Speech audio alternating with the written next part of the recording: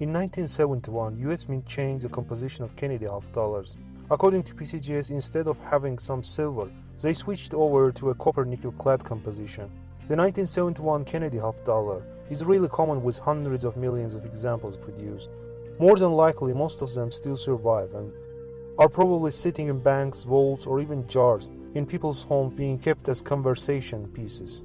Most, however, do not command a premium. Only in MS-67 do they begin to command somewhat of a premium, as there are probably less than 1,000 examples known. In MS-68 they are very difficult to locate, and more than likely there are less than a dozen known, with none existing in high condition. Hey everyone, you're watching another episode from US Coins series, presented by COİN. Today I'm going to talk about 1971 half dollar that can make really good money.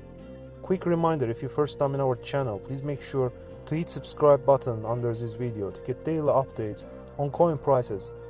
This is the most expensive Denver struck Kennedy half dollar from 1971. Bears a popular transitional error. It was struck on a 40% silver planchet by mistake. Grade that mint state 61 by NGC. It was sold for $13,000 in 2018 on eBay. When it comes to 1971 half dollars minted by Philadelphia Mint, then absolute record holder is this gem at mint state 67. Both sides display spotless satin surfaces and very sharp strike. It was bargained for $1,560 in 2018 at Heritage auctions. Another rare and valuable half dollar minted in 1971 in San Francisco. 1971 S-proof half dollar with double die reverse. Graded as FS 801 PR67 by NGC. An extremely rare variety in a so fine grade. Notching or die doubling is visible on stars, half dollar, and of America. Contains 90% silver, 10% copper. It was sold for $2,585 in 2016 at Heritage auctions. Now let's check out our Kennedy half dollar from 1971. I recently bought from local coin shop. About uncirculated coin, most likely at AU 58 grade. Device details are sharp, letterings are stark. Fields are void of mentionable abrasions except some hairlines and dark green tarnish smatters near the western rims. But focal areas of Kennedy bust exhibit some distracting contact marks. These dip gouge near the nose.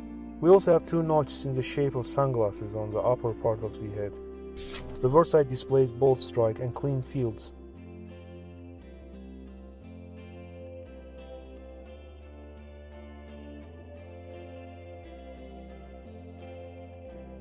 Letter M exhibits a rather bold crack on high points.